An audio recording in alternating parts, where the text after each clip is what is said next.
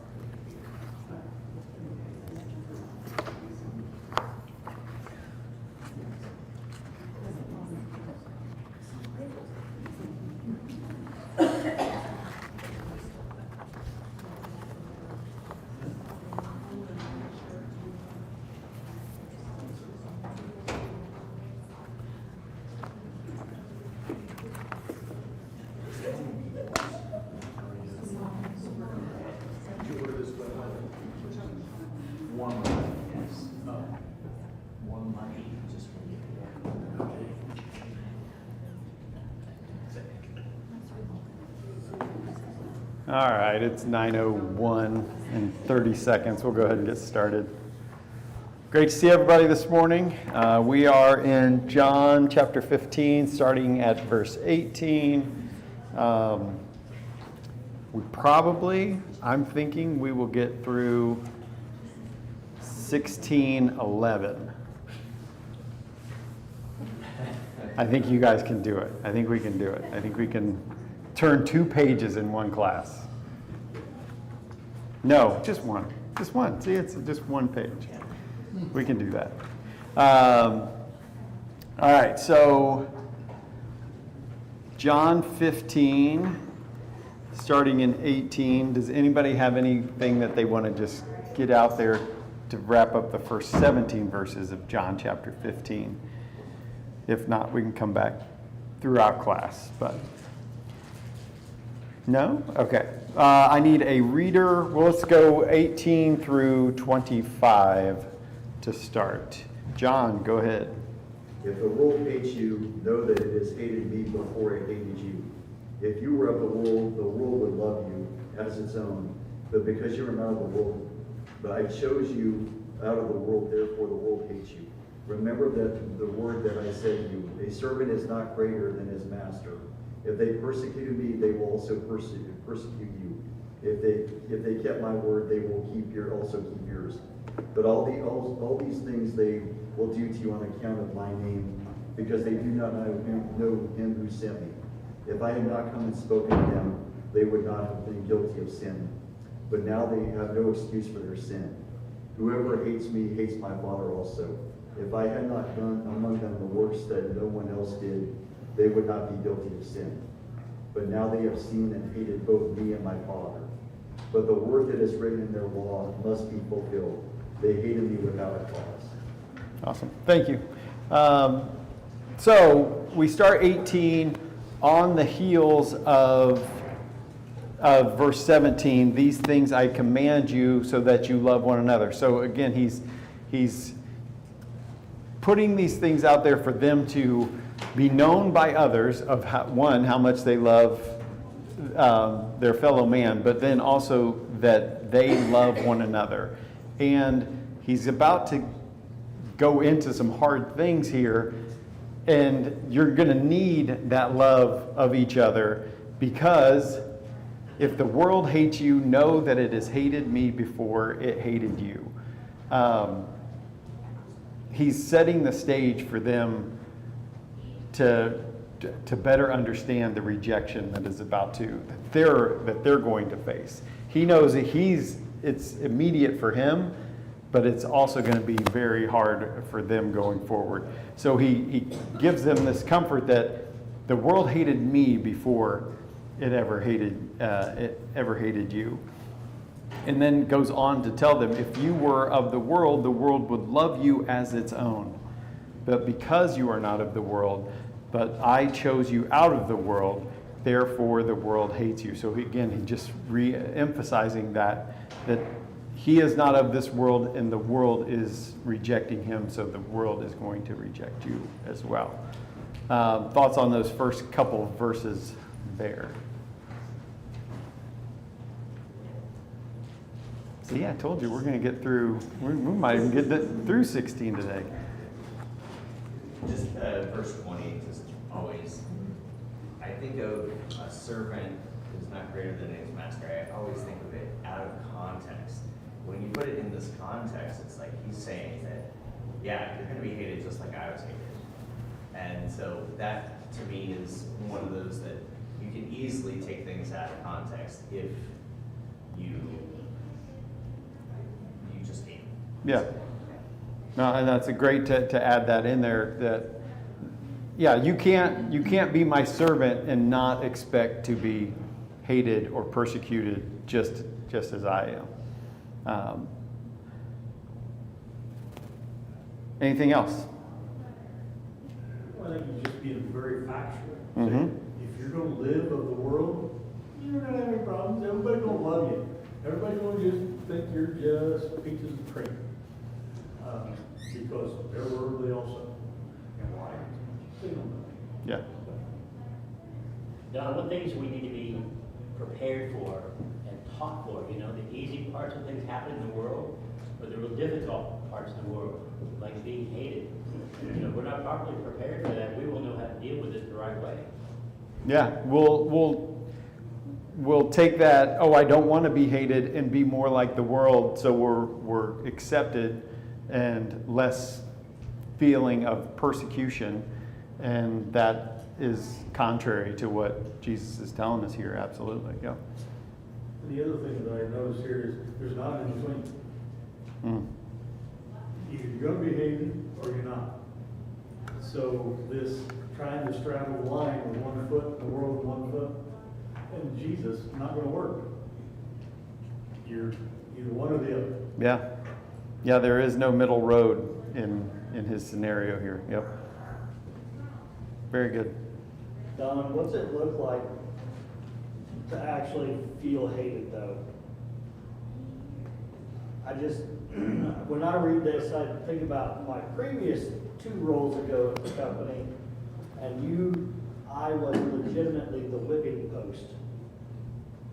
You have a complaint, you have something that you pick up the phone and you call me, and you treat me like I'm not a human. That's what happens when you're on the other side of that phone call. You are getting berated constantly. And at first you're like, yeah, it's no big deal. And then it wears on you. Oh, I'm sure. And Yeah. it wears and wears, and you finally get to a point where you don't realize that it's impacting other parts of your life. But I mean, what's it look like when we feel hated? We truly ever feel hated? Or we feel a tinge of it, and then we slightly start becoming like the world around us so that we don't feel hated as much. Yeah. We change our message to, Soften it up a little, yeah. make it more, so it's got a little sugar in it. Like, what are we doing? yeah. Well, and I think that's why he starts it, or like transitions from 17, so that you will love one another. So you have people that are there for you, that are experiencing the same thing. And now here we are with the church to have that same love for each other, so that we can stay true to our message, to his message, and find comfort in each other, and not look to the world to say, oh, I need to soften that approach so that I do feel some love.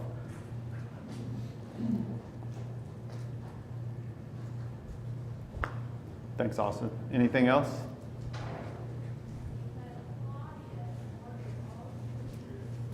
All right. But all these things, verse 21, but all these things they will do to you on account of my name, because they do not know who sent me. If I had not come and spoken to them, they would not have been guilty of sin, but now they have no excuse for their sin. Whoever hates me hates my Father also. Strong language again here from Jesus.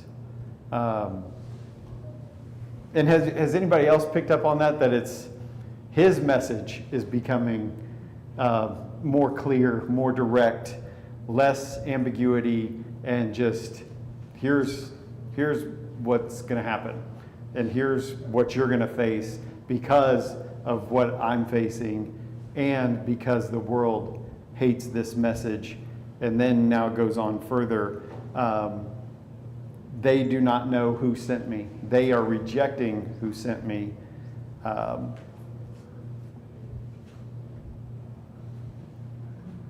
Whoever hates me hates my Father also. Would the Pharisees have agreed with that?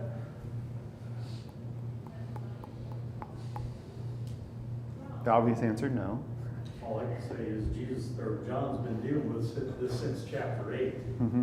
When he really went after him about your father, you think is Abraham, but I'm telling you, your father's the devil. And so he's going to come back and revisit this next chapter again. Yeah. He's really hammering this home so that they understand that you don't know who the Father is. If you don't know me, you don't know the Father. If you don't know the Father, you don't know me. Yeah. So it's all circular. Well, and to your previous point, there are two sides. There's no middle. It's either the world and the devil, or mine, and you know my Father, you know me, and you're doing the words that I say. Yep. Hey, Don. Yes, sir. I think to answer your question a little differently, to some degree, I think they would have agreed with the statement because they were not looking for the proper Christ. Okay. They yeah. would have agreed with it as far as, yes, if you do not love the Christ, you don't love God. We love God. You're not the Christ. Mm-hmm. And within that confusion, the world operates, where Jesus says, like Dawson brought up in chapter 16, he's going to expound on it more. They will do what they do because of a love for God that they profess. And sometimes that can get in our heads too. It's like if they're doing this, but they say they love God, then maybe it's not so bad. Yeah. Maybe it's me being a little too strict in my understanding, because we both say we love God. How can we both be wrong? So they probably would have agreed with his sentiment a little bit because of their misunderstanding of who he was. Yeah. Well, and in that scenario, we're creating a middle road, right? Because we're saying, oh, well, they profess to love God. I don't necessarily agree with the way they're doing or what they're saying, but can it be that bad? So now we're creating a middle road for them to go down. No, I appreciate that. And I think that's why he also says, if I had not come and spoken to them, they would not have been guilty of sin, but now they have no excuse for their sin. What's he bringing to light there?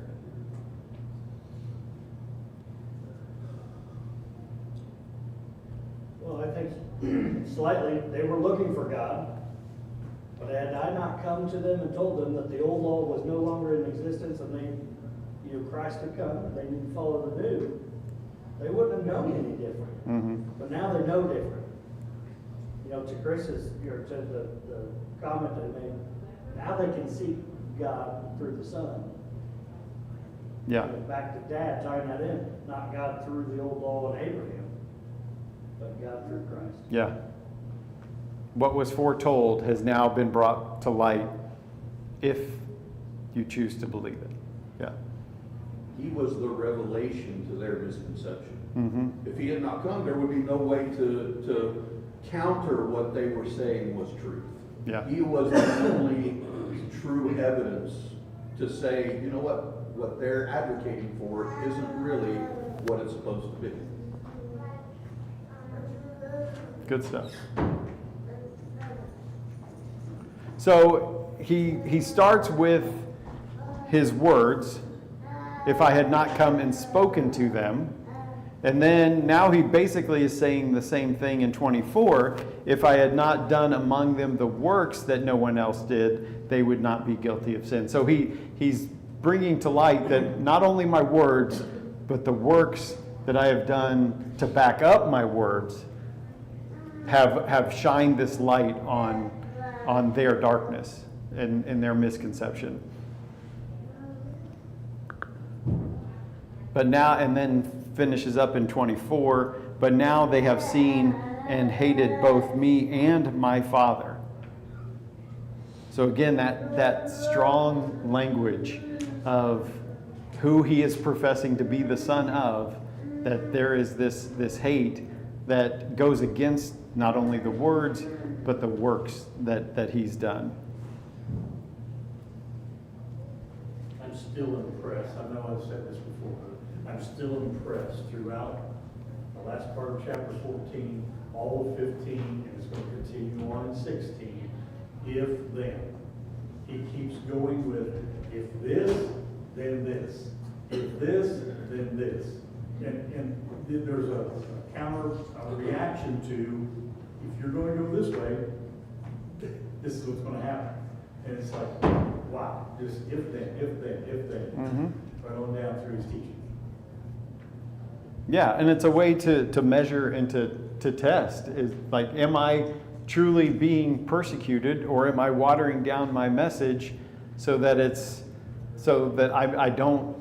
the world feels like I'm part of them, but in my own actions I'm okay because I feel like I'm professing God just in a softer way. And that's not to say that we have to go beat people over the head with the Bible. That's not the point. But is the message that we're putting out there consistent with the message of Jesus? Yes.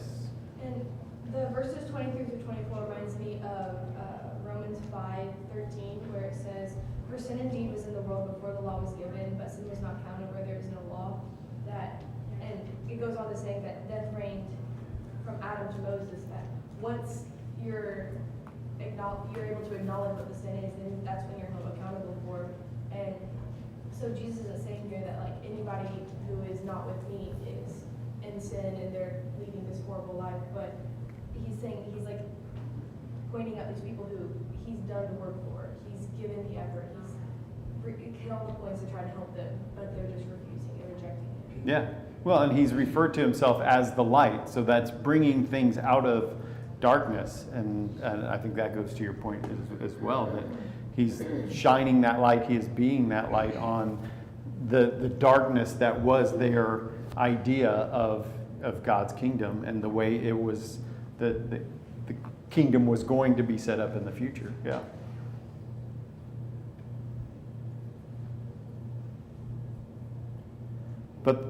But the word that is written in their law must be fulfilled. They hated me without cause. So it's interesting that he brings in their own words from the law that they studied, and they know that he is now that fulfillment. They hated me without cause. And that's twice in Psalm 35 and Psalm 69. David is crying out there and saying that he's being persecuted without cause, that they hate me without a cause. And so Christ is now bringing that forward to their remembrance of, this is written in your law, that I am going to be persecuted without cause, and here it is now fulfilled. I find it interesting that he puts the ownership of the law on them. Mm-hmm. Their law. Yeah. And, okay, you say this is your law. Well, and I think, too, it has become their God. Instead of Jehovah, the law is now God, and it dictates everything. And there is no newness coming because the law is God. And I think that's really where, to your point, Dawson, that he's putting it in their face that this is your law and it was written there and it's being fulfilled. Based upon their understanding of that law is why they hate it. Mm-hmm. So, they're misunderstanding. I had 1 Peter 4:14 through 16 in my notes here. Let's look at that, because I think that further explains kind of what now Peter's interpretation of what Jesus says here to bring to their remembrance. 1 Peter, what's in my notes here? 4:14 through 16. Somebody want to read that? If you're insulted for the name of Christ, you are blessed because the Spirit of glory of God rests upon you. But let none of you suffer as a murderer or a thief or an evildoer or as a meddler. Yet if anyone suffers as a Christian, let him not be ashamed, but let him glorify God in that name. Yeah, so that's Peter writing this later on, that we are going to suffer, that there is, and let him not be ashamed, but let him glorify God in that name. So now years later, Peter, remembering this and trying to encourage those also, to let them know that being persecuted is glory to Christ. So precursor to the next few verses, how did Peter come up with that? He walked it, right? Like he, What was promised to Peter and to all the disciples? this, To the next yeah, couple verses. exactly. That the The Holy Spirit, Spirit yes. guided him. The Comforter is what I was reminded looking for, him yeah. of what the teachings of Jesus. Yep. That's how he was able to bring that out in his letter. absolutely. It wasn't written down anywhere. Are we good to turn the page? Good job, people. We've turned one page today. Who wants to read 26 through 16:4? I like that as a paragraph. But when the Helper comes, whom I will send to you from the Father, the Spirit of truth, who proceeds from the Father, he will bear witness about me, and you also will bear witness, because you have been with me from the beginning. I have said all these things to you to keep you from falling away. They will put you out of the synagogues. Indeed, the hour is coming when whoever kills you will think he is offering service to God. And they will do these things because they have not known the Father, nor me. But I have said these things to you, that when their hour comes, you may remember that I told them to you. Go ahead and finish 4 there. I did not say these things to you from the beginning, because I was with you.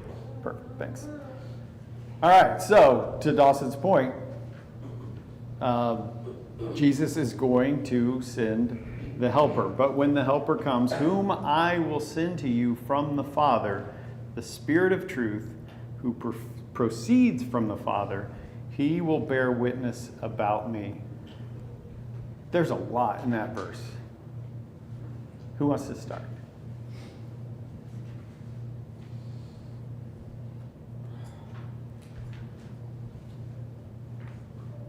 He's bringing back what was mentioned previously in chapter 14 about who the Spirit was. He's the Spirit of truth. He's a helper. So he's reminding them of the same concepts that he was introducing them to. And now he's adding to it and saying that there's going to be a witness now. That's an added witness that he's already talked about witnesses previously too, Mm-hmm. right? So he's bringing lots of things that he's already talked about together. Yep. So, verse 17, love one another. Then the next section is you're going to be persecuted. Draw on that love from one another. Draw on the words that I've spoken. And then now in 26, there's also a helper coming, whom I will send from the Father. And he comes from the Father and will bear witness about me. So again, to help comfort you, to help guide you, to help give you strength, know that he is bearing witness about me as well. So you can even believe further, not only in the words I've said, the miracles I've done, but now the Comforter, the Helper, is going to come and reiterate who I am to you, to give you that boldness, to give you that strength to go to endure the persecution that you are going to be facing. So again, I think we mentioned it Wednesday in our review. The human side of Jesus is coming out to give them the ability and the remembrance to trust in who he said he is. And I think that's his compassion for the men in this room, those disciples, those that are following him, to have this comfort of, it's worth it. This is true. Trust me, because there's so much given to you to believe and continue this walk.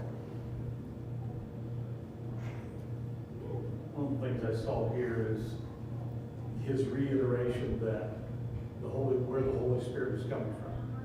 Just as Jesus came from the Father, the Holy Spirit is going to come from the Father also. Yeah. And he's coming because I'm asking him to send it. Yeah. Send it.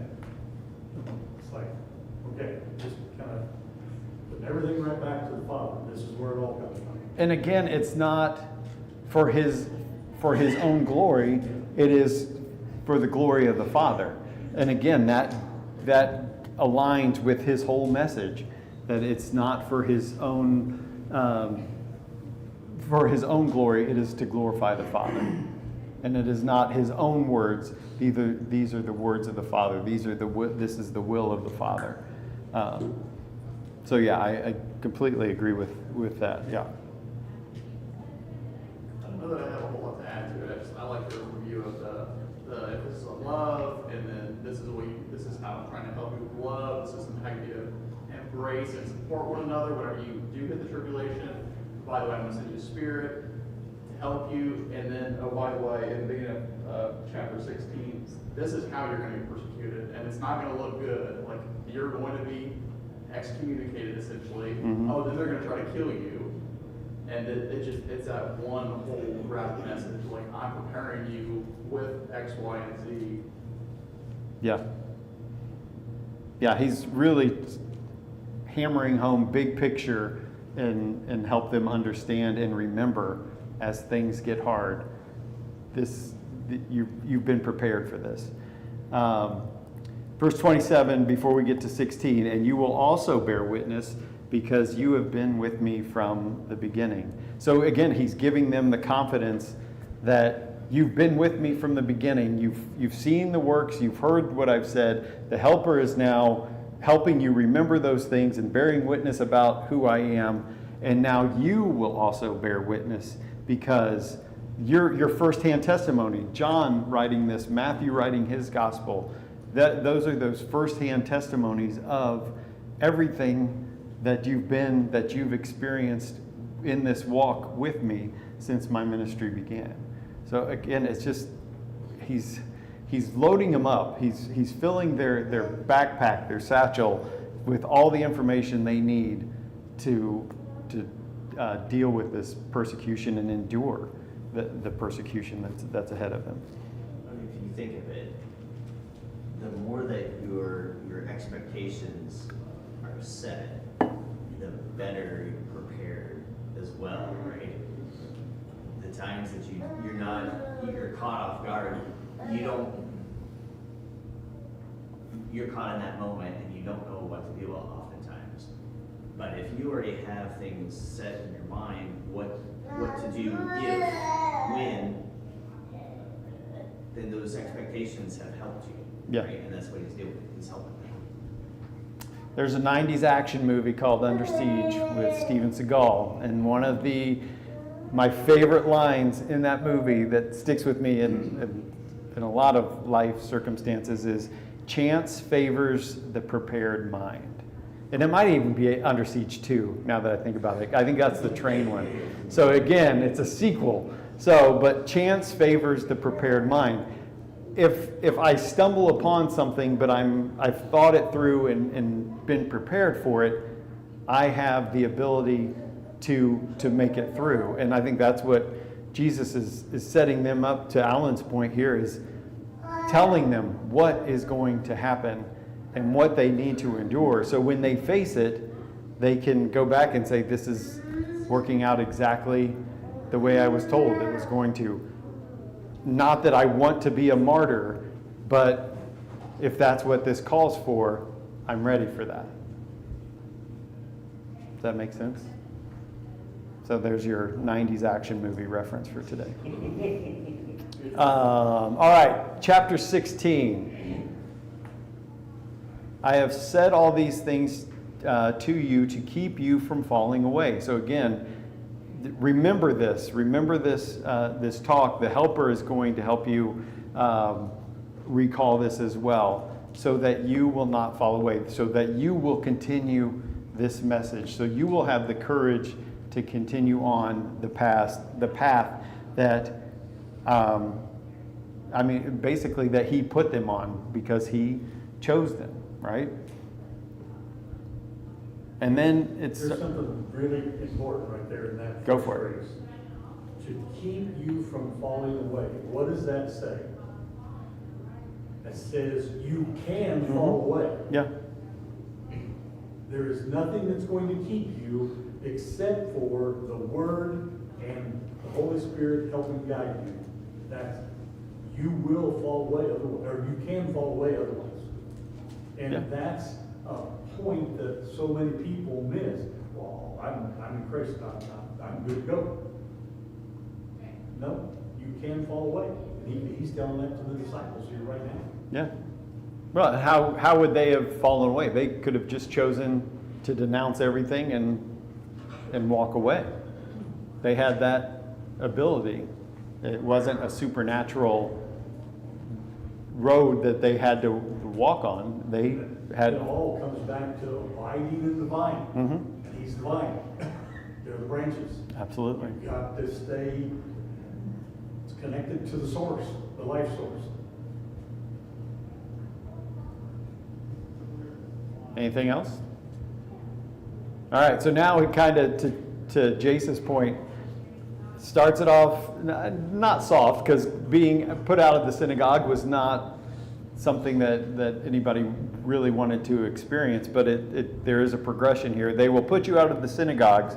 Indeed, the hour is coming when whoever kills you will think he is offering service to God, and they will do these things because they have not known the Father nor me. So again, they're going to put you out of the synagogue, and then he jumps to, and they're going to kill you, and they're going to think that they're killing you in my name. Wow. Yes, Chris. This is played out in the actions of the Apostle Paul, because that's exactly Yep. his attitude. Mhm. And 3 times in the book of Acts, he speaks to his mentality of persecuting Christians. He thought he was supposed to do it. He did it in what he called was a clear conscience. In Philippians, he writes about having the zeal that was unmatched by others. And when he writes to Timothy, he admits he did what he did thinking it was right, but it was through ignorance. And so just because you say you're doing something in the name of God does not make it so. And Paul learned that. Mm-hmm.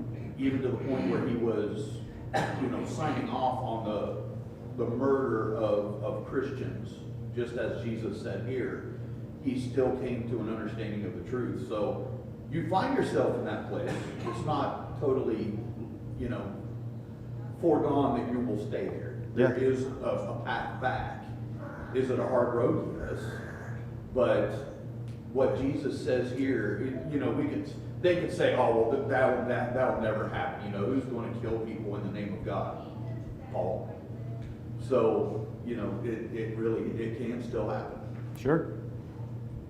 Maybe it's cheesy to add on, but they never knew the Father, they never knew God. So Paul, he thought he was acting because he knew God.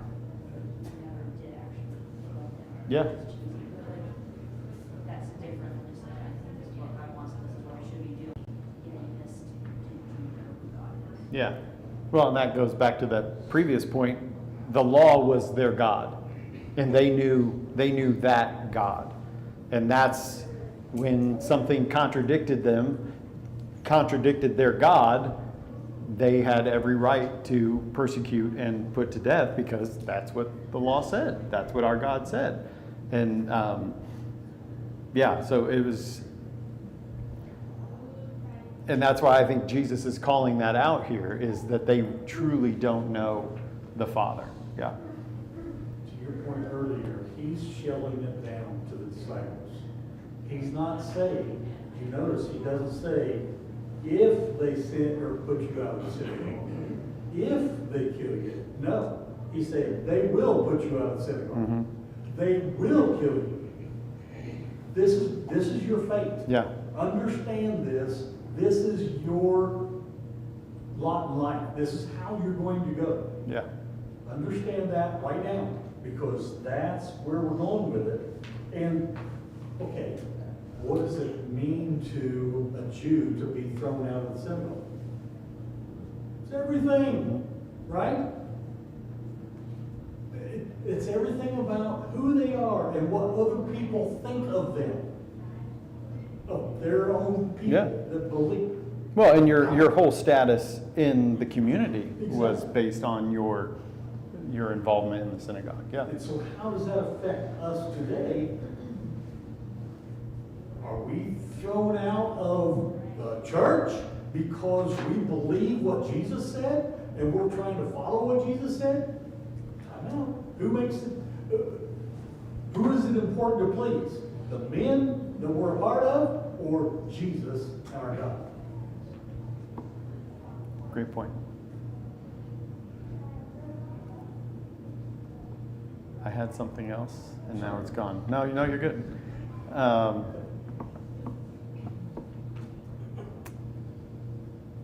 Yeah. Anyway, we'll move on. Anything else on the first three verses? Verse 4. But I have said these things to you that when there. Oh, that's what it was. That all the apostles were martyred except John, and they tried to kill John. They just couldn't. Supernaturally, they could not kill John on their own. So that to Dawson's point there, they were going to not only be put out of the synagogue, they were going to be killed.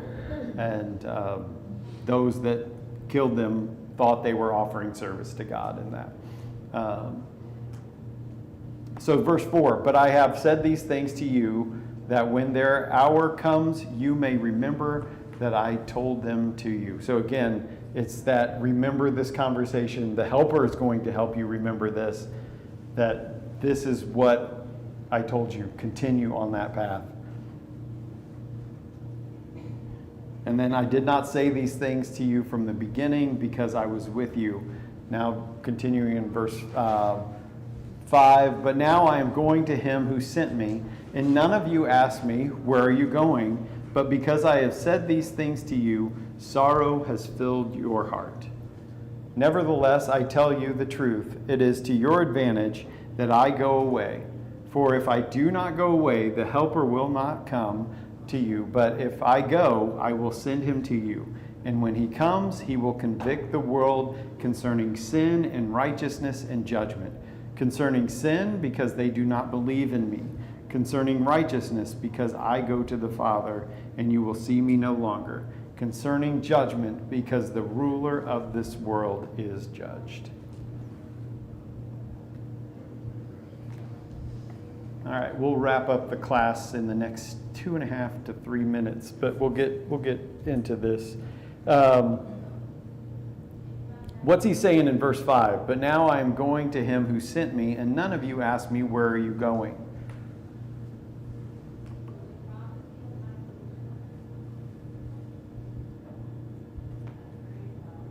I think he further, because in previous chapters, Peter, says, why can't we go? Where are you going? Thomas says almost the same thing. But now I think Jesus is talking to their heart, because in verse 6, but because I have said these things to you, sorrow has filled your heart. So again, he's understanding that they're not asking, where are you going? Because there is sorrow in their heart for what he is telling them. And then again, the compassion, the human side of Jesus, nevertheless, I tell you the truth, it is to your advantage that I go away. Huh? How? Like everything that you've told us, how is that to our advantage? I could just imagine that, yes, Mike could go. I just think it's interesting that what he's telling them is it's more advantageous for you to be filled with the Spirit than to have me beside you. And I don't know about you, but if I got to choose, I would say I'd rather have Jesus right beside me. And he's saying, no, you are filled with the Spirit. It is all through you, and that is better than having me right beside you. And that was really impactful to me this week. Yeah. I think she makes a great point, because if he's there, if I was there with him, go ahead, Jesus, tell him. I defer. Yeah. But without him there, we have to step up to the plate. And that's what the Holy Spirit's doing. And he's giving us that power to do that. Absolutely, yes. And giving us the confidence and the remembrance to do that. What else?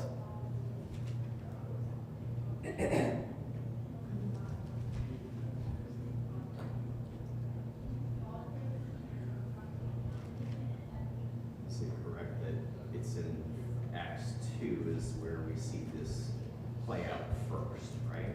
I think that would be the first place that we get to witness that. Yeah. This whole part of the Spirit being with them. Correct. Did you have something, or that was just your question? Okay. Yeah.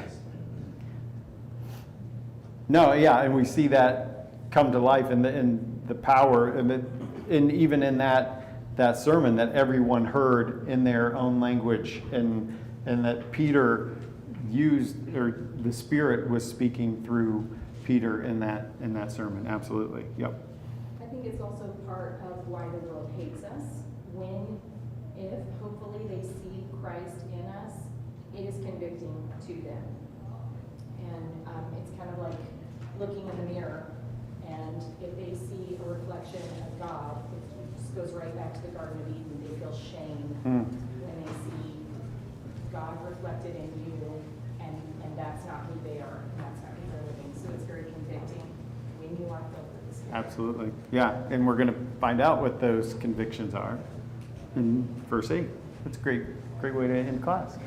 Thanks, everybody. We will pick up on verse 8 in chapter 16 on Wednesday.